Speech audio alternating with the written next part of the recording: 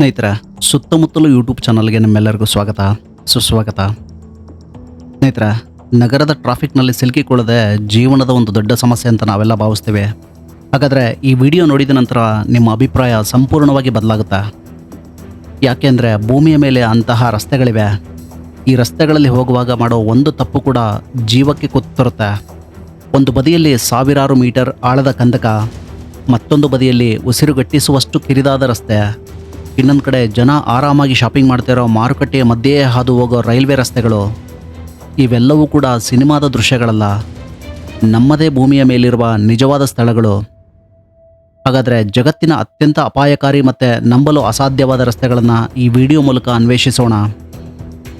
ಅದಕ್ಕೂ ಮೊದಲು ನೀವು ನಮ್ಮ ಸುತ್ತಮುತ್ತಲು ಯೂಟ್ಯೂಬ್ ಚಾನಲ್ಗೆ ಸಬ್ಸ್ಕ್ರೈಬ್ ಆಗದೆ ಹೋದರೆ ಸಬ್ಸ್ಕ್ರೈಬ್ ಆಗಿ. ಈ ವಿಡಿಯೋ ಇಷ್ಟ ಆದರೆ ಲೈಕ್ ಮತ್ತು ಶೇರ್ ಮಾಡೋದನ್ನು ಮರಿಬೇಡಿ.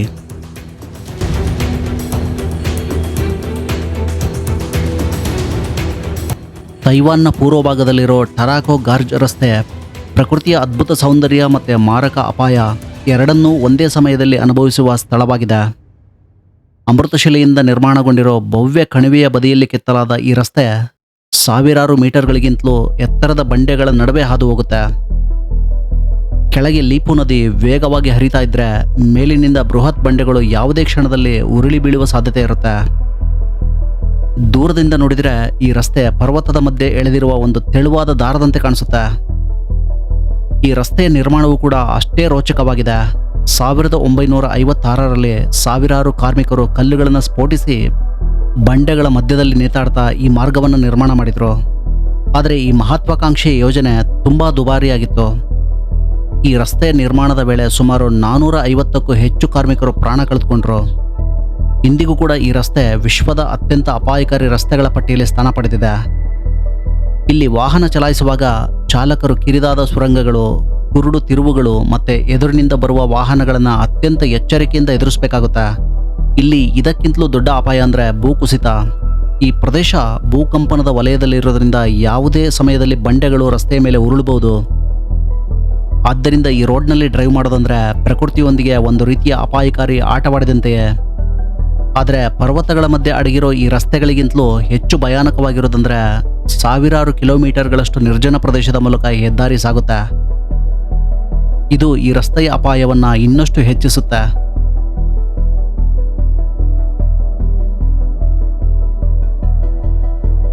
ಅಮೆರಿಕದ ಅಲಾಸ್ಕಾ ರಾಜ್ಯದಲ್ಲಿರೋ ಡಾಲ್ಟನ್ ಹೆದ್ದಾರಿ ವಿಶ್ವದ ಅತ್ಯಂತ ನಿರ್ಜನ ಮತ್ತು ಅಪಾಯಕಾರಿ ರಸ್ತೆಗಳಲ್ಲಿ ಒಂದಾಗಿದೆ. ಸುಮಾರು 666 ಕಿಲೋಮೀಟರ್ ಉದ್ದದ ಈ ಮಾರ್ಗವನ್ನು 1974ರಲ್ಲಿ ಟ್ರಾನ್ಸ್ ಅಲಾಸ್ಕಾ ತೈಲ ಪೈಪ್ಲೈನ್ ನಿರ್ಮಾಣಕ್ಕಾಗಿ ನಿರ್ಮಾಣ ಮಾಡಲಾಯಿತು. ಆದರೆ ಇಂದು ಇದು ಸಾಹಸ ಪ್ರಿಯರಿಗೆ ಮತ್ತು ಟ್ರಕ್ ಚಾಲಕರಿಗೆ ದೊಡ್ಡ ಸವಾಲಾಗಿದೆ. ಈ ರಸ್ತೆಯ ಅತ್ಯಂತ ಭಯಾನಕ ಸಂಗತಿ ಅಂತಂದರೆ ಅದರ ಏಕಾಂತ. 100 ಕಿಲೋಮೀಟರ್ಗಳವರೆಗೆ ಯಾವುದೇ ಪೆಟ್ರೋಲ್ ಬಂಕ್, ಹೋಟೆಲ್, ರೆಸ್ಟೋರೆಂಟ್ ಅಥವಾ ಯಾವುದೇ ಸಹಾಯ ಕೇಂದ್ರ ಇಲ್ಲಿ ಸಿಗೋದಿಲ್ಲ.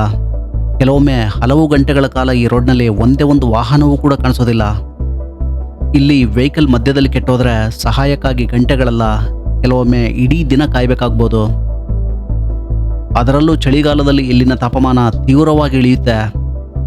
ಹಿಮ ಮತ್ತು ಮಂಜಿನಿಂದ ರಸ್ತೆ ಸಂಪೂರ್ಣವಾಗಿ ಜಾರುವಂತಾಗುತ್ತೆ.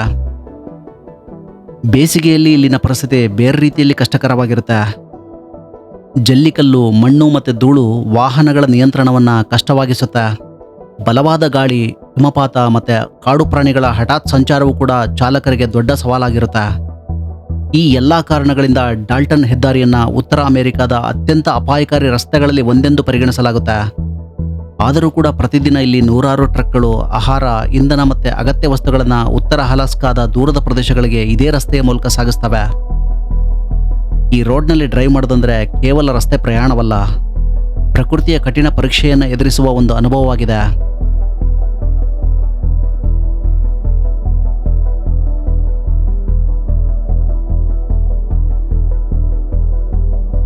ವಿಶ್ವದ ಅತ್ಯಂತ ಅಪಾಯಕಾರಿ ರಸ್ತೆಗಳಲ್ಲಿ ಒಂದೆಂದು ಪರಿಗಣಿಸಲ್ಪಟ್ಟಿರುವ ಕರ್ನಾಲಿ ಹೆದ್ದಾರಿ ನೇಪಾಳದ ದುರ್ಗಮ ಹಿಮಾಲಯ ಪ್ರದೇಶದ ಜೀವನಾಡಿಯಾಗಿದೆ. ಸುಮಾರು 250 ಕಿಲೋಮೀಟರ್ ಉದ್ದದ ಈ ರಸ್ತೆ ಪರ್ವತದ ಇಳಿಜಾರಿನ ಮೇಲೆ ಅಂಟಿಕೊಂಡಂತೆ ನಿರ್ಮಾಣವಾಗಿದ್ದು, ಒಂದು ಬದಿಯಲ್ಲಿ 100 ಮೀಟರ್ ಆಳದ ಕಂದಕ ಮತ್ತು ಇನ್ನೊಂದು ಬದಿಯಲ್ಲಿ ಬೃಹತ್ ಬಂಡೆಗಳು ಕಾಣಿಸ್ತವೆ. ದೂರದಿಂದ ನೋಡಿದರೆ ಇದು ಪರ್ವತದ ಮೇಲಿನ ಒಂದು ಸಣ್ಣ ಗೆರೆಯಂತೆ ಮಾತ್ರ ಕಾಣಿಸುತ್ತೆ. ಆದರೆ ವಾಹನದಲ್ಲಿ ಪ್ರಯಾಣ ಆರಂಭಿಸಿದ ತಕ್ಷಣವೇ ಇಲ್ಲಿ ನಿಜವಾದ ಸವಾಲು ಎದುರಾಗುತ್ತೆ. ಈ ರಸ್ತೆಯ ಬಹುಭಾಗ ಇನ್ನೂ ಮಣ್ಣು ಮತ್ತು ಕಲ್ಲುಗಳಿಂದ ಕೂಡಿದೆ. ಭಾರೀ ಮಳೆಯಾದ್ರಂತೂ ಸಂಪೂರ್ಣ ರಸ್ತೆ ಕೆಸರಿನಿಂದ ಆವೃತವಾಗಿರುತ್ತೆ. ಕೆಲವೆಡೆ ರಸ್ತೆ ಎಷ್ಟು ಕಿರಿದಾಗಿರುತ್ತೆ ಅಂದರೆ ಒಂದೇ ಸಮಯದಲ್ಲಿ ಒಂದು ವಾಹನ ಮಾತ್ರ ಸಾಗ್ಬೋದು. ಎದುರಿನಿಂದ ಮತ್ತೊಂದು ವಾಹನ ಬಂದರೆ ಹಿಂದಕ್ಕೆ ಚಲಿಸಿ ದಾರಿ ಬಿಡೋದನ್ನು ಬಿಟ್ಟರೆ ಬೇರೆ ಆಯ್ಕೆಯೇ ಇಲ್ಲ. ಭೂಕುಸಿತ, ಕಲ್ಲು ಹುರುಳುವುದು ಮತ್ತು ಜಾರುವ ರಸ್ತೆ ಇಲ್ಲಿನ ಸಾಮಾನ್ಯ ಸಂಗತಿಗಳಾಗಿವೆ. ಸ್ಥಳೀಯ ವರದಿಗಳ ಪ್ರಕಾರ ಇಲ್ಲಿ ಪ್ರತಿ ವರ್ಷ 100ಕ್ಕೂ ಹೆಚ್ಚು ಜನ ಅಪಘಾತಗಳಲ್ಲಿ ಪ್ರಾಣ ಕಳೆದುಕೊಳ್ತಾರೆ. ಆದರೆ ಈ ರಸ್ತೆ ಇಲ್ಲಿನ ಜನರಿಗೆ ಕೇವಲ ಸಾರಿಗೆ ಮಾರ್ಗವಲ್ಲ, ಅವರಿಗೆ ಬದುಕಿನ ಆಧಾರವಾಗಿದೆ. ಆಹಾರ, ಔಷಧಿ, ಇಂಧನ ಮತ್ತು ಅಗತ್ಯ ವಸ್ತುಗಳೆಲ್ಲವೂ ಕೂಡ ಇದೇ ಮಾರ್ಗದ ಮೂಲಕ ದೂರದ ಹಳ್ಳಿಗಳಿಗೆ ತಲುಪುತ್ತೆ. ಅಪಾಯ ಗೊತ್ತಿದ್ರೂ ಕೂಡ ಸಾವಿರಾರು ಜನ ಪ್ರತಿದಿನ ಈ ರಸ್ತೆಯಲ್ಲಿ ಸಂಚರಿಸ್ತಾರೆ. ಯಾಕೆಂದರೆ ಅವರಿಗೆ ಇದು ಒಂದು ಆಯ್ಕೆ ಅಲ್ಲ, ಅನಿವಾರ್ಯತೆ.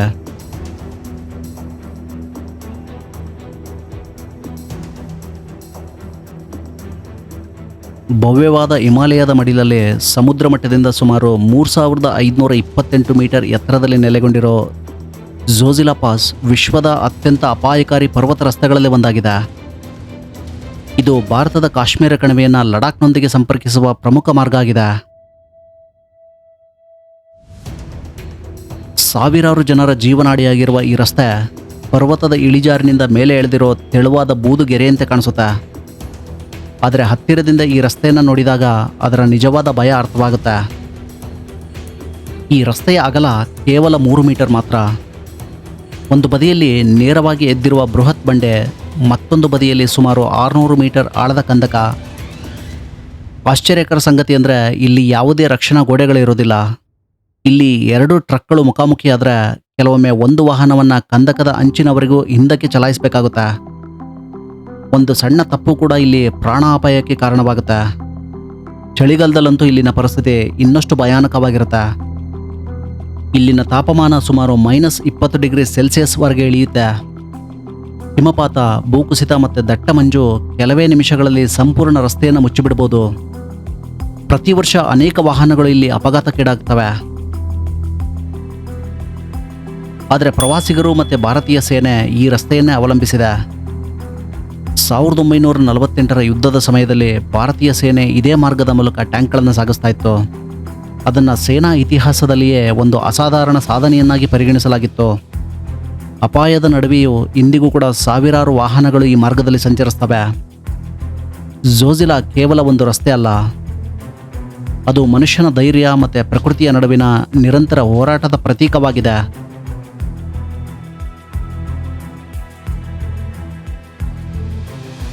ಜಪಾನ್ನ ಟಾಟಾಯಾಮ ಕುರುಬೆ ಅಲ್ಪೈನ್ ಮಾರ್ಗ ವಿಶ್ವದ ಅತ್ಯಂತ ವಿಶಿಷ್ಟ ರಸ್ತೆಗಳಲ್ಲಿ ಒಂದಾಗಿದೆ.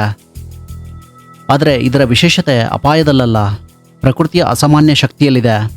ಪ್ರತಿ ಚಳಿಗಾಲದಲ್ಲಿ ಈ ಪ್ರದೇಶದಲ್ಲಿ ಸುರಿಯುವ ಹಿಮದ ಪ್ರಮಾಣ ಎಷ್ಟಿರುತ್ತೆ ಅಂತಂದರೆ ಸಂಪೂರ್ಣ ರಸ್ತೆ ಅದರ ಕೆಳಗೆ ಹೂತು ಹೋಗುತ್ತೆ. ಕೆಲವು ಸ್ಥಳಗಳಲ್ಲಿ ಹಿಮದ ಎತ್ತರ 18ರಿಂದ 20 ಮೀಟರ್ವರೆಗೆ ತಲುಪುತ್ತೆ.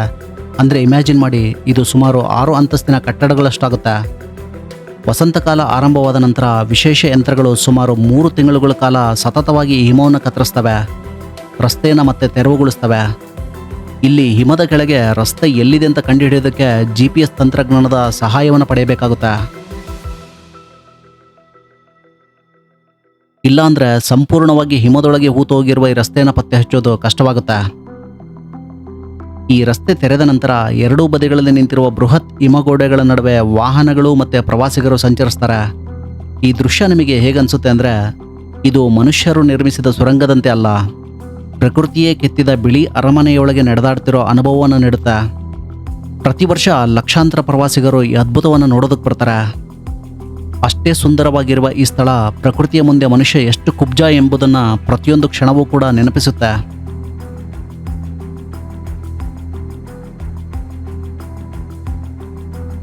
ಸ್ನೇಹಿತರೆ, ಹಿಮಾಚಲ ಪ್ರದೇಶದ ಹೃದಯ ಭಾಗದಲ್ಲಿರೋ ರೋಹ್ತಾಂಗ್ ಪಾಸ್ ಸಮುದ್ರ ಮಟ್ಟದಿಂದ ಸುಮಾರು 3978 ಮೀಟರ್ ಎತ್ತರದಲ್ಲಿದೆ.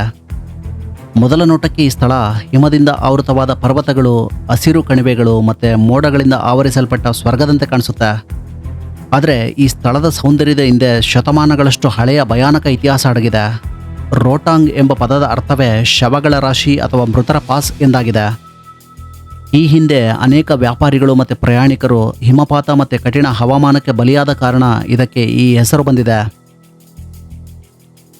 ಈ ರಸ್ತೆ ಕಿರಿದಾದ ತಿರುವುಗಳು, ಕಡಿದಾದ ಇಳಿಜಾರುಗಳು ಮತ್ತು ನೂರಾರು ಮೀಟರ್ ಆಳದ ಕಂದಕಗಳಿಂದ ಕೂಡಿದೆ. ಒಂದು ಬದಿಯಲ್ಲಿ ಎತ್ತರದ ಪರ್ವತ ಇದ್ದರೆ ಮತ್ತೊಂದು ಬದಿಯಲ್ಲಿ ರಕ್ಷಣೆ ಇಲ್ಲದ ಆಳವಾದ ಪ್ರಪಾತ. ಮಳೆ ಮತ್ತು ಹಿಮ ಬೀಳಲು ಆರಂಭವಾದರೆ ರಸ್ತೆ ಕ್ಷಣಾರ್ಧದಲ್ಲಿ ಜಾರುವಂತಾಗುತ್ತೆ. ಅದರ ಜೊತೆಗೆ ಭೂಕುಸಿತ ಮತ್ತು ಹಿಮಕುಸಿತಗಳು ಕೂಡ ಯಾವುದೇ ಮುನ್ಸೂಚನೆ ಇಲ್ಲದೆ ಸಂಭವಿಸುತ್ತೆ. ಈ ಕಾರಣಕ್ಕೆ ಈ ಮಾರ್ಗವನ್ನು ಸಾಮಾನ್ಯವಾಗಿ ಮೇ ತಿಂಗಳಿನಿಂದ ಅಕ್ಟೋಬರ್ವರೆಗೆ ಮಾತ್ರ ಸಾರ್ವಜನಿಕ ಸಂಚಾರಕ್ಕೆ ತೆರೆಯಲಾಗುತ್ತೆ. ಪ್ರವಾಸಿ ಋತುವಿನಲ್ಲಿ ಪ್ರತಿದಿನ ಸಾವಿರಾರು ವಾಹನಗಳು ಈ ರಸ್ತೆಯನ್ನು ದಾಟೋದಕ್ಕೆ ಪ್ರಯತ್ನಿಸ್ತವೆ. ಸಂಚಾರ ದಟ್ಟಣೆ, ಕಡಿಮೆ ಗೋಚರತೆ ಮತ್ತು ತೀಕ್ಷ್ಣ ತಿರುವುಗಳು ಅಪಘಾತದ ಸಾಧ್ಯತೆಯನ್ನು ಹೆಚ್ಚಿಸ್ತವೆ. ಕಳೆದ ಹಲವು ದಶಕಗಳಲ್ಲಿ ನೂರಾರು ಜನ ಇಲ್ಲಿ ಪ್ರಾಣವನ್ನು ಕಳೆದುಕೊಂಡಿದ್ದಾರೆ. ಆದರೂ ಕೂಡ ಸಾಹಸ ಪ್ರಿಯರಿಗೆ ರೋಟಾಂಗ್ ಒಂದು ಕನಸಿನ ತಾಣವಾಗಿದೆ. ಯಾಕೆಂದರೆ ಈ ರಸ್ತೆ ಪ್ರಕೃತಿಯ ಅದ್ಭುತ ಸೌಂದರ್ಯವನ್ನು ತೋರಿಸೋದಷ್ಟೇ ಅಲ್ಲ, ಅದರ ಭಯಾನಕ ಶಕ್ತಿಯನ್ನು ಪ್ರತಿಯೊಂದು ತಿರುವಿನಲ್ಲೂ ನೆನಪಿಸುತ್ತೆ.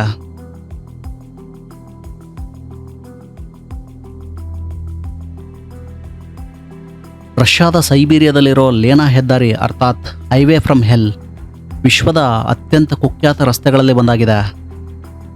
ಸುಮಾರು 1212 ಕಿಲೋಮೀಟರ್ ಉದ್ದದ ಈ ರಸ್ತೆ ಯಾಕುಟ್ಸೆ ನಗರವನ್ನು ದೇಶದ ಇತರ ಭಾಗಗಳೊಂದಿಗೆ ಸಂಪರ್ಕಿಸುತ್ತೆ. ಆದರೆ ಇದರ ದೊಡ್ಡ ವಿಶೇಷತೆ ಏನು ಅಂದರೆ, ಇದು ಇಷ್ಟು ಉದ್ದವಾದ ಹೆದ್ದಾರಿಯಾದರೂ ಕೂಡ ಹೆಚ್ಚಿನ ಭಾಗದಲ್ಲಿ ಡಾಂಬರ ಇರೋದಿಲ್ಲ. ಈ ರಸ್ತೆ ಸಂಪೂರ್ಣವಾಗಿ ಮಣ್ಣು, ಜಲ್ಲಿಕಲ್ಲು ಮತ್ತು ಕೆಸರಿನಿಂದ ಕೂಡಿದೆ. ಬೇಸಿಗೆಯಲ್ಲಿ ಇಲ್ಲಿ ಭಾರಿ ಮಳೆ ಸುರಿದಾಗ ಈ ರಸ್ತೆ ಬೃಹತ್ ಮಣ್ಣಿನ ಸಮುದ್ರವಾಗಿ ಬದಲಾಗುತ್ತೆ. ಟ್ರಕ್ಗಳು ಮತ್ತು ಕಾರುಗಳು ಆಳವಾದ ಕೆಸರಿನಲ್ಲಿ ಸಿಲುಕಿ ಗಂಟೆಗಳಲ್ಲ, ಕೆಲವೊಮ್ಮೆ ಹಲವು ದಿನಗಳವರೆಗೆ ಮುಂದಕ್ಕೆ ಸಾಗೋದಕ್ಕೆ ಸಾಧ್ಯ ಆಗೋದಿಲ್ಲ. ಸಾವಿರಾರು ವಾಹನಗಳು ಸಾಲುಗಟ್ಟಿ ನಿಲ್ಲೋದ್ರಿಂದ 100 ಕಿಲೋಮೀಟರ್ಗಳಿಗಿಂತಲೂ ಉದ್ದದ ಟ್ರಾಫಿಕ್ ಜಾಮ್ ಉಂಟಾದ ಘಟನೆಗಳು ಕೂಡ ಇಲ್ಲಿ ನಡೆದಿವೆ. ಒಂದು ಬಾರಿ ಇಲ್ಲಿ ಗರ್ಭಿಣಿ ಮಹಿಳೆಯೊಬ್ಬರು ಟ್ರಾಫಿಕ್ನಲ್ಲಿ ಸಿಲುಕಿದ ಬಸ್ನಲ್ಲೇ ಮಗುವಿಗೆ ಜನ್ಮ ನೀಡಬೇಕಾದ ಪರಿಸ್ಥಿತಿ ನಿರ್ಮಾಣವಾಗಿತ್ತು. ಆಶ್ಚರ್ಯಕರ ಸಂಗತಿ ಅಂದರೆ ಚಳಿಗಾಲದಲ್ಲಿ ಈ ರಸ್ತೆ ಹೆಚ್ಚು ಸುಲಭವಾಗುತ್ತೆ. ತಾಪಮಾನ ತೀವ್ರವಾಗಿ ಇಳಿದಾಗ ಕೆಸರು ಸಂಪೂರ್ಣವಾಗಿ ಹೆಪ್ಪುಕಟ್ಟುತ್ತೆ ಮತ್ತು ರಸ್ತೆ ಗಟ್ಟಿಯಾಗುತ್ತೆ. ಆಗ ವಾಹನಗಳು ಹೆಚ್ಚು ವೇಗವಾಗಿ ಸಂಚರಿಸ್ತವೆ. ಅಂದರೆ ಬೇಸಿಗೆಯಲ್ಲಿ ನರಕದಂತೆ ಕಾಣುವ ಈ ರಸ್ತೆ ಚಳಿಗಾಲದಲ್ಲಿ ತುಸು ಸುರಕ್ಷಿತವಾಗಿರುತ್ತೆ. ಪ್ರಕೃತಿಯ ಈ ವಿಚಿತ್ರ ಆಟವೇ ಲೇನಾ ಹೆದ್ದಾರಿಯನ್ನು ಜಗತ್ತಿನ ಅತ್ಯಂತ ವಿಶಿಷ್ಟ ಮತ್ತು ಅಪಾಯಕಾರಿ ರಸ್ತೆಗಳಲ್ಲಿ ಒಂದಾಗಿಸಿದೆ.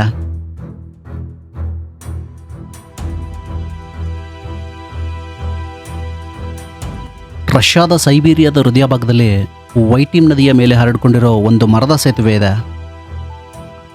ಇದಕ್ಕೆ ಕ್ವಾಂಡಿನ್ಸ್ಕಿ ಬ್ರಿಡ್ಜ್ ಎಂದು ಕರೆಯಲಾಗುತ್ತೆ. ಮೊದಲ ನೋಟಕ್ಕೆ ಇದು ಸಾಮಾನ್ಯ ಹಳೆಯ ಸೇತುವೆಯಂತೆ ಕಾಣಿಸುತ್ತೆ, ಆದರೆ ನಿಜವಾಗಿಯೂ ಇದು ವಿಶ್ವದ ಅತ್ಯಂತ ಭಯಾನಕ ಸೇತುವೆಗಳಲ್ಲಿ ಒಂದಾಗಿದೆ. ಸುಮಾರು 570 ಮೀಟರ್ ಉದ್ದ, ಕೇವಲ 2 ಮೀಟರ್ ಅಗಲವನ್ನು ಹೊಂದಿರುವ ಈ ಸೇತುವೆ ಒಂದು ಕಾರು ಹಾದು ಹೋಗೋದಕ್ಕೆ ಸಾಕಾಗುವಷ್ಟು ಮಾತ್ರ ಸ್ಥಳವನ್ನು ಹೊಂದಿದೆ. ಅತ್ಯಂತ ಆಶ್ಚರ್ಯಕರ ಸಂಗತಿ ಅಂದರೆ ಇಲ್ಲಿ ಯಾವುದೇ ರೇಲಿಂಗ್ ಅಥವಾ ರಕ್ಷಣಾ ತಡೆಗೋಡೆಗಳೇ ಇಲ್ಲ.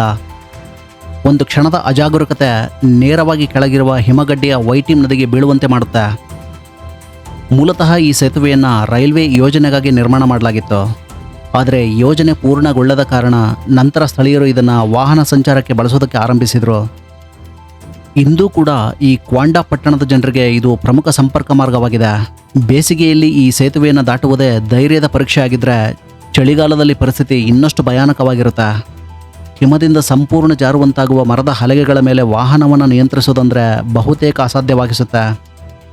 ಇದರ ಜೊತೆಗೆ ಸೈಬೀರಿಯಾದ ಬಲವಾದ ಅಡ್ಡಗಾಳಿಗಳು ವಾಹನವನ್ನು ದೂಡೋದಕ್ಕೆ ಪ್ರಯತ್ನ ಮಾಡ್ತವೆ. ಇಲ್ಲಿ ಚಾಲಕರು ಕಿಟಕಿಗಳನ್ನು ಮುಚ್ಚಿ ಸ್ಟೇರಿಂಗನ್ನು ಬಿಗಿಯಾಗಿ ಹಿಡಿದು ಡೆಡ್ ಸ್ಲೋನಲ್ಲಿ ಈ ಸೇತುವೆಯನ್ನು ದಾಟ್ತಾರೆ. ಇಲ್ಲಿ ಸಾಗುವ ಪ್ರತಿಯೊಂದು ಮೀಟರ್ ಕೂಡ ಚಾಲಕರ ಧೈರ್ಯ, ಏಕಾಗ್ರತೆ ಮತ್ತು ಆತ್ಮವಿಶ್ವಾಸವನ್ನು ಪರೀಕ್ಷಿಸುತ್ತೆ.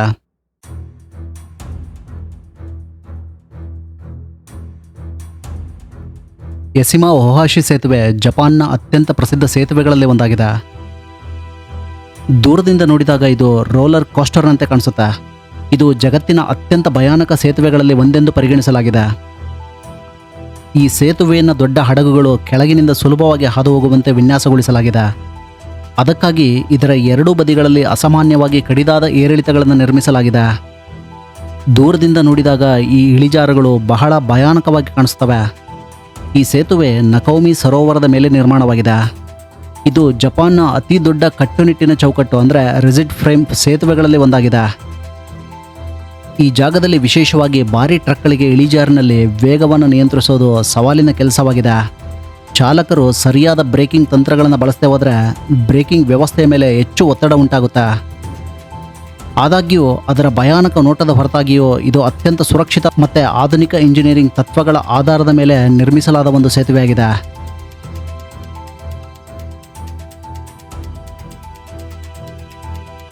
ಸ್ನೇಹಿತರೆ, ಚೀನಾದಲ್ಲಿರೋ ಹೂಶಾನ್ ಕ್ಲಿಪ್ ವಾಕ್ ಸಾಮಾನ್ಯ ರಸ್ತೆ ಅಲ್ಲ. ಇದು ವಿಶ್ವದ ಅತ್ಯಂತ ಅಪಾಯಕಾರಿ ಪಾದಾಚಾರಿ ಮಾರ್ಗಗಳಲ್ಲಿ ಒಂದಾಗಿದೆ. ಚೀನಾದ ಶಾಂಗ್ಜಿ ಪ್ರಾಂತ್ಯದಲ್ಲಿರೋ ಮೌಂಟ್ ಹುವಾ ಪರ್ವತದ ಬಂಡೆಯ ಬದಿಯಲ್ಲಿ ಸುಮಾರು 2000 ಮೀಟರ್ ಎತ್ತರದಲ್ಲಿ ಈ ಮರದ ಮಾರ್ಗವನ್ನು ನಿರ್ಮಿಸಲಾಗಿದೆ.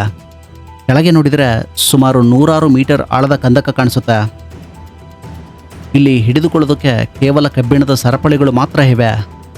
ಈ ಮಾರ್ಗದ ಮರದ ಹಲಗೆಗಳು ಕೇವಲ 27 ಸೆಂಟಿಮೀಟರ್ ಅಗಲವನ್ನು ಹೊಂದಿವೆ. ಅಂದರೆ ಒಂದೇ ಪಾದ ಇಡುವಷ್ಟು ಜಾಗ. 2 ಜನ ಎದುರು ಬದ್ರು ಬಂದರೆ ಒಬ್ಬರು ಬಂಡೆಗೆ ಅಂಟ್ಕೊಂಡು ನಿಲ್ಲಬೇಕಾಗುತ್ತೆ, ಇನ್ನೊಬ್ಬರು ನಿಧಾನವಾಗಿ ದಾಟಬೇಕಾಗುತ್ತೆ. ಒಂದು ಕ್ಷಣದ ಅಜಾಗರೂಕತೆ ದೊಡ್ಡ ಅಪಾಯಕ್ಕೆ ಕಾರಣವಾಗ್ಬೋದು. ಇತಿಹಾಸದ ಪ್ರಕಾರ ಸುಮಾರು 700 ವರ್ಷಗಳ ಹಿಂದೆ ಟಾವೋ ಸನ್ಯಾಸಿಗಳು ಪರ್ವತದ ಮೇಲಿರೋ ಪವಿತ್ರ ದೇವಾಲಯಗಳನ್ನು ತಲುಪೋದಕ್ಕೆ ಈ ಮಾರ್ಗವನ್ನು ನಿರ್ಮಿಸಿದರು. ಇಂದು ಸುರಕ್ಷತಾ ಬೆಲ್ಟ್ ಮತ್ತು ಕೇಬಲ್ಗಳನ್ನು ಬಳಸಲಾಗ್ತಿದೆ ಆದರೂ ಕೂಡ ಈ ಮಾರ್ಗದಲ್ಲಿ ನಡೆಯುವುದು ಇನ್ನೂ ವಿಶ್ವದ ಅತ್ಯಂತ ರೋಮಾಂಚಕಾರಿ ಅನುಭವಗಳಲ್ಲಿ ಒಂದಾಗಿದೆ. ಪ್ರತಿಯೊಂದು ಹೆಜ್ಜೆಯಲ್ಲಿಯೂ ಕೂಡ ಭಯ, ಉತ್ಸಾಹ ಮತ್ತು ಪ್ರಕೃತಿಯ ಅಪಾರ ಶಕ್ತಿಯ ಅನುಭವ ಒಂದೇ ಸಮಯದಲ್ಲಿ ಆಗುತ್ತೆ. ಸ್ನೇಹಿತರೆ, ಪ್ರಪಂಚದಾದ್ಯಂತ ಹರಡಿರೋ ಈ ಅಪಾಯಕಾರಿ ಮಾರ್ಗಗಳು ಒಂದು ವಿಷಯವನ್ನು ಸ್ಪಷ್ಟವಾಗಿ ಹೇಳ್ತವೆ. ಪ್ರಕೃತಿಯ ಮುಂದೆ ಮನುಷ್ಯ ಎಷ್ಟೇ ತಂತ್ರಜ್ಞಾನ ಅಭಿವೃದ್ಧಿಪಡಿಸಿದರೂ ಕೂಡ ಕೆಲವು ಸ್ಥಳಗಳಲ್ಲಿ ಇನ್ನೂ ಕೂಡ ಧೈರ್ಯವೇ ದೊಡ್ಡ ಆಯುಧವಾಗಿದೆ. ಸಾವಿರಾರು ಜನರು ಪ್ರತಿದಿನ ಈ ರಸ್ತೆಗಳನ್ನು, ಸೇತುವೆಗಳನ್ನು ಮತ್ತು ಪರ್ವತ ಮಾರ್ಗಗಳನ್ನು ದಾಟ್ತಾರೆ. ಕೆಲವರಿಗೆ ಅದು ಸಾಹಸವಾಗಿದ್ದರೆ ಇನ್ನೂ ಅನೇಕರಿಗೆ ಅದು ಬದುಕಿನ ಅನಿವಾರ್ಯ ಮಾರ್ಗವಾಗಿದೆ. ಈ ರಸ್ತೆಗಳಲ್ಲಿ ನಿಮಗೆ ಅತ್ಯಂತ ಭಯಾನಕವಾಗಿ ಕಂಡಿದ್ಯಾವುದು? ಕಾಮೆಂಟ್ನಲ್ಲಿ ತಿಳಿಸೋದನ್ನು ಮರಿಬೇಡಿ. ಇನ್ನಷ್ಟು ರೋಚಕ ಮತ್ತು ಕುತೂಹಲಕಾರಿ ಡಾಕ್ಯುಮೆಂಟ್ರಿಗಳಿಗಾಗಿ ಸುತ್ತಮುತ್ತಲು ಯೂಟ್ಯೂಬ್ ಚಾನಲ್ಗೆ ಸಬ್ಸ್ಕ್ರೈಬ್ ಆಗೋದನ್ನು ಮರಿಬೇಡಿ. ಈ ವಿಡಿಯೋ ನಿಮಗೆ ಇಷ್ಟ ಆದರೆ ಲೈಕ್ ಮಾಡಿ, ನಿಮ್ಮ ಸ್ನೇಹಿತರೊಂದಿಗೆ ಈ ವಿಡಿಯೋವನ್ನು ಹಂಚಿಕೊಳ್ಳಿ. ಮತ್ತೆ ಮುಂದಿನ ವಿಡಿಯೋದಲ್ಲಿ ಭೇಟಿಯಾಗೋಣ. ವೀಕ್ಷಿಸಿದ್ದಕ್ಕಾಗಿ ಧನ್ಯವಾದಗಳು. Take care.